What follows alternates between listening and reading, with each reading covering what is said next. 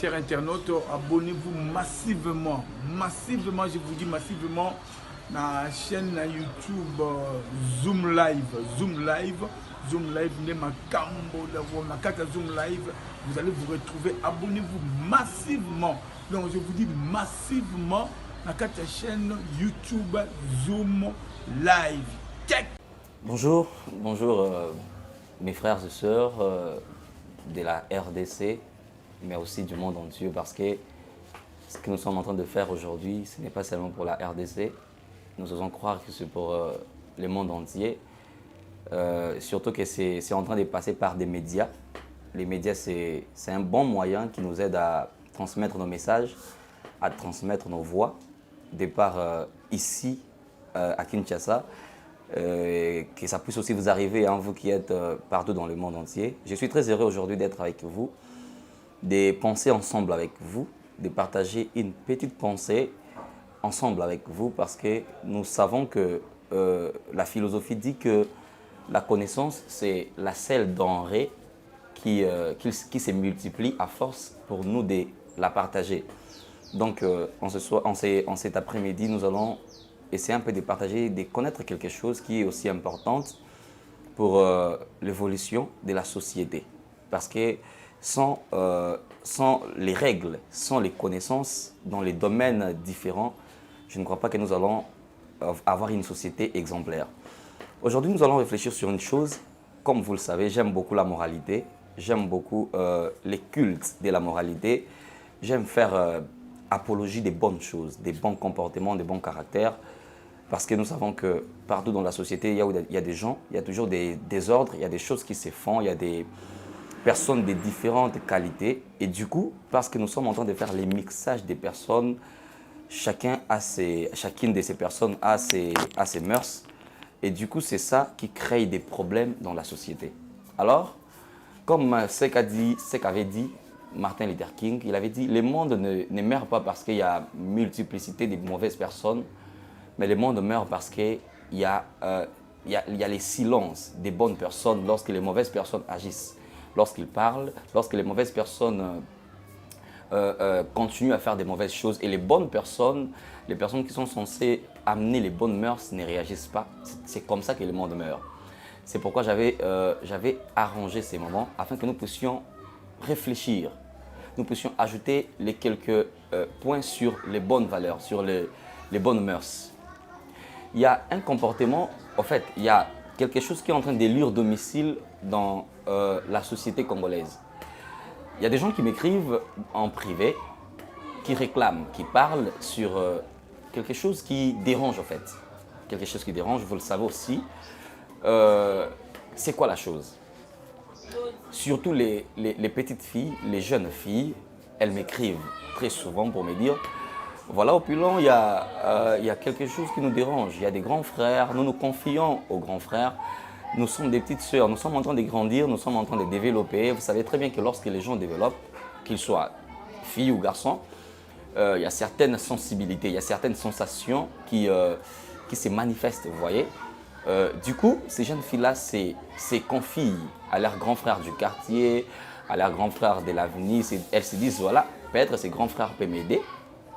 Ces grands frères peuvent m'aider avec la connaissance parce qu'il a de l'expérience. Il peut m'apporter des conseils qui puissent m'aider à bien avancer. Mais c'est quoi leur réclamation? Très souvent, ces jeunes filles me disent, lorsque nous nous approchons de ces grands frères pour exposer notre incapacité, exposer nos problèmes, du coup, nous nous retrouvons en proie auprès de ses grands frères. Nous nous retrouvons, c'est comme si nous étions prises, parce que ce sont ces mêmes grands frères-là, auprès de qui nous allons pour avoir des conseils, qui commencent directement à nous tirer dessus, c'est-à-dire à nous courtiser, à nous demander, à nous faire des propositions bizarres. Et lorsque ces jeunes filles m'ont dit cela, je me suis dit, pourquoi ne pas être la voix des sans-voix? Pourquoi ne pas parler au nom et pour le compte de ces filles? Parce que ces filles se retrouvent comme des animaux qui n'ont pas de défense. Tout récemment, j'étais en train de regarder un documentaire. Je voyais combien les léopards étaient en train d'attaquer l'antilope. L'antilope n'avait pas de défense. C'est déjà un animal qui n'a pas de défense, en fait. Il n'a pas de quoi se défendre. Sa seule défense, c'est sa capacité de courir. À part cela, l'antilope n'a pas de défense. Et du coup, ces jeunes filles se retrouvent comme des antilopes qui sont au milieu des léopards. Et ces personnes qui étaient censées amener des bonnes choses, amener des bons conseils à ces filles, sont devenues aujourd'hui des loups ravisseurs. Lorsque j'ai appris cela, je ne me mets pas en homme saint, je ne me mets pas en donneur de leçons. C'est juste cette soif d'apporter des bonnes mœurs qui m'anime. À tout moment, j'aime parler de cela. J'aime moraliser dans ce domaine-là. Qu'est-ce que je vais dire premièrement à ces grands frères? Je vais commencer par ces vieux, après je vais atterrir chez les petites. Je vais premièrement commencer à vous dire que être un grand frère, c'est un privilège. C'est quelque chose c'est quelque chose c'est quelque chose que nous subissons. Nous subissons bien sûr. Grandir, on subit ça. On subit. Personne, quand bien même qu'on contribue à la croissance, mais c'est quelque chose que nous subissons parce que nous ne connaissons pas comment ça se fait. Les processus pour grandir, on ne le sait pas. Alors, se retrouver grand frère, c'est un privilège. Lorsque les filles viennent auprès de vous pour vous demander des conseils, cela veut dire elles vous conçoivent comme un mentor, comme un coach, comme quelqu'un qui peut aider, comme quelqu'un qui peut apporter de la connaissance. Alors devenir un meurtrier, si je peux dire ça comme ça, devenir un malfaiteur auprès de la personne qui vient pour apprendre de vous, c'est être méchant. Les jeunes filles pleurent, elles se lamentent, elles disent, même sur les réseaux sociaux, les gens que nous concevions des grands frères, des personnes respectueuses ou respectables, ce sont des mêmes personnes qui commencent aujourd'hui à nous déranger. Et ce qui fait mal, c'est que nous sommes les grands frères qui savent ou qui aiment protéger leurs petites sœurs, mais qui exposent les petites sœurs des autres. Nous ne savons pas qu'à force pour nous de faire du mal aux petites sœurs d'autrui, nous sommes en train de créer des pièges contre nos petites sœurs. Il y a de ceux qui se disent, bon, moi je n'ai pas de petites sœurs, alors je peux faire du mal aux petites sœurs d'autrui. Ne sachant pas que même si vous n'avez pas de petites sœurs, demain ou le lendemain, vous aurez des enfants filles. Et du coup, même ce que la Bible a dit, c'est que l'homme aura semé, il les moissonnera aussi. Aujourd'hui, dans les réseaux sociaux, les jeunes filles surtout, sont en proie auprès des hommes, auprès des grands frères. Et ce qui est bizarre, c'est que ce sont ces grands frères-là qui ont des responsabilités dans leurs églises. Ils ont des responsabilités. Ils sont des pasteurs, ils sont des motivateurs, ils sont des gens qui parlent trop, ils sont des gens qui ont des responsabilités même dans la famille. Et bizarrement, ils se retrouvent en train de faire des trucs sur les réseaux sociaux, en train de déranger les petites sœurs d'autrui. Les petites sœurs ne sont pas à l'aise. Aujourd'hui, les grands frères, il suffit juste pour une petite sœur d'exposer, en fait, d'exhiber, de faire voir une partie grandissant, intime de son corps. Et du coup, les grands frères se disent, voilà, elle est déjà mûre pour être consommée. Et du coup, nous avons peur, nous qui avons des petites sœurs, nous avons peur. On s'est dit, mais voilà, il n'y a même pas moyen d'envoyer les petites sœurs parce que les grands frères sont devenus des méchants. Chers grands frères, déranger les petites filles n'est pas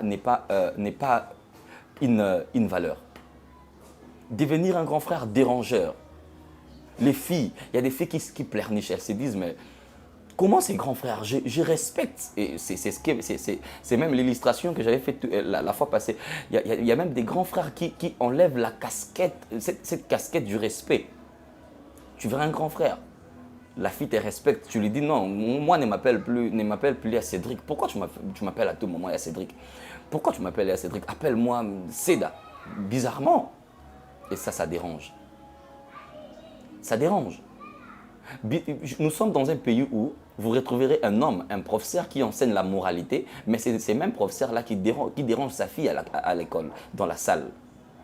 Il est le professeur de l'ESM, éducation civique et morale. Mais c'est ces mêmes professeurs-là qui dérangent, qui tirent sur tout ce qui bouge dans sa salle. Nous avons aujourd'hui des professeurs qui enseignent la moralité, mais qui engrossent, qui enceintent les filles. Et ça fait mal. Lorsque nous sommes grands frères, notre devoir, c'est d'aider les petites filles. Elles sont des petites filles, elles sont inconscientes. Dans le leadership, un leader, c'est celui qui sait ramener, les faibles à son niveau. Ce n'est pas la personne qui profite de la faiblesse des autres pour les déranger. Aujourd'hui, les petites filles pleurent. Elles se disent, mais je croyais que c'était un grand frère. Mais bizarrement, pendant que je marchais, il était là auprès de moi. Moi, j'étais optimiste. Et il m'a tenu à l'épaule. Moi, je me disais que j'étais avec mon grand frère. Je me disais que je marchais avec mon grand frère. Et bizarrement, je lui ai vu la nuit. Je me suis dit, mais je suis sécurisé. Et pendant qu'on partait, je lui ai dit, grand frère, accompagne-moi s'il te plaît. On m'a envoyé acheter quelque chose. Et en partant, c'est ces mêmes grands frères-là qui commencent à profiter de moi. Ils commencent à me toucher. Je me dis, mais jusqu'où? Ça ira jusqu'où? Et les petites filles de 15 ans, 14 ans, ce sont des petites filles qui sont violentées par des grands frères, violentées par des grandes sœurs, et du coup, par des grands frères, pardon. Et on s'est dit, mais qui peut protéger ces pauvres? Elles m'ont demandé, elles m'ont dit, pourquoi ne pas être la voix des sans-voix? Pourquoi ne pas parler à notre place? Pourquoi ne pas utiliser ta voix pour parler à notre place, parler à nos grands frères? Dis-leur qu'on en a marre. Et chers grands frères, je suis venu vous dire franchement que ces pauvres petites filles en ont marre. Elles ne savent plus où aller. Sur Facebook, nous les grands frères, nous sommes devenus des dérangeurs. Sur les réseaux sociaux, nous leur dérangeons. Et bizarrement, elles n'ont pas, elles ne savent plus où aller. Est-ce qu'on peut recadrer les tirs, chers grands frères? Est-ce qu'on peut devenir responsable? Est-ce qu'on peut se respecter? Est-ce qu'on peut se respecter? Est-ce qu'on peut réfléchir sur des bonnes choses? Est-ce qu'on peut construire nos vies sur des valeurs? On peut construire nos vies sur des valeurs, sur des vertus. Parce qu'avec cette allure, je vous assure, on est mal parti. On est très mal parti. Nous qui avons des petites sœurs, on s'est dit, qui va protéger nos petites sœurs? Et vous aussi, vous avez des petites sœurs. Pourquoi ne pas protéger les petites sœurs d'autrui? Lorsque tu envoies des vidéos, des mauvaises vidéos à la petite sœur d'autrui la nuit, c'est avec quelle intention? Lorsque tu demandes les corps à la petite sœur d'autrui la nuit, même le jour, sur les réseaux sociaux, c'est avec quelle intention? Est-ce que si on les faisait à ta petite sœur, à toi, tu serais content de cela? Je ne crois pas. Et nous sommes défensifs envers nos sœurs, mais offensifs envers les sœurs d'autrui. S'il te plaît, grand frère, la fille de 15 ans, 14 ans, elle ne mérite pas ça. 16 ans, 17 ans, elle ne mérite pas ça. Elle ne mérite pas ça. Et ce qui est bizarre, c'est que tu es grand frère, tu ne t'es pas respecté en draguant ta petite sœur. Même pas ta petite sœur, une petite fille, je dois le dire comme ça. Elle t'a accepté parce qu'elle est faible moralement. Et bizarrement, tu commences à profiter d'elle en la trompant. Elle t'a accepté, la pauvre, elle ne sait pas comment ça se fait. Mais tu la trompes encore. C'est bizarre ça. Si nous voulons développer nos vies, nous devons apprendre à mettre en place, à mettre en bien ces petits points. Être sérieux, c'est avoir la capacité de protéger les autres. Avoir la capacité de protéger les faibles. Si vous savez protéger les faibles, si vous savez protéger les filles d'autrui, les petites sœurs d'autrui, on protégera aussi vos petites sœurs. Alors, ma dernière strophe, c'est de parler aussi aux jeunes filles. Vous devez savoir que tout celui qui est masculin ne mérite pas d'être considéré pour modèle. Vous devez savoir que, on a toujours dit, surtout au Congo, on dit qu'il faut aller auprès des vieux pour avoir de la sagesse. Moi, je ne suis pas totalement d'accord avec cette philosophie parce que je sais que même les idiots vieillissent aussi. Je sais que les hommes sans intelligence vieillissent aussi.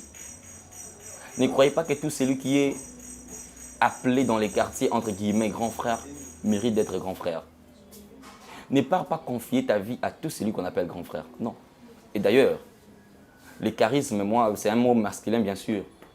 Mais moi, j'aime plus l'attacher du côté féminin parce que les charismes, c'est quelque chose qui doit plus être appliqué aux filles. Une fille doit avoir les charismes. N'importe qui ne doit pas avoir le courage de te tenir à l'épaule. Non, franchement, c'est bizarre. Moi, je le trouve bizarre de voir une fille qui fréquente n'importe qui dans les quartiers, qui rit avec n'importe qui. Moi, d'ailleurs, je me dis, si j'étais une fille, je ne crois pas que je serais aussi facile que ça. Une fille ne peut pas s'exposer avec n'importe qui. Tu ne peux pas toucher n'importe qui. On ne peut pas te toucher par n'importe qui. C'est bizarre. Ça, c'est pas normal, ça. On ne peut pas te tenir à la main par n'importe qui. Tu marches comme ça, un grand frère. Au nom de quoi il vient te toucher à l'épaule, à la hanche. C'est bizarre, ça. Et c'est comme ça qu'on vous détruit aussi. Tu dois te respecter, ma soeur. Respecte-toi. Donne ton corps. Donne de la valeur à ton corps. Donne de la valeur à ton corps. Et quand tu vas le faire, plus tu vas le faire, plus tu seras respecté. C'était ces petits partages pour nous conscientiser les grands frères, les petites sœurs, mais aussi le monde entier. Soyons toujours dans les qui-vive, dans la position de protection. Et c'est ainsi que nous allons bâtir une société des hommes, des grands hommes, des hommes qui savent ce qu'ils veulent, mais surtout ce qu'ils font. Que la peur quitte nos esprits et vivez une vie simple, mais bien.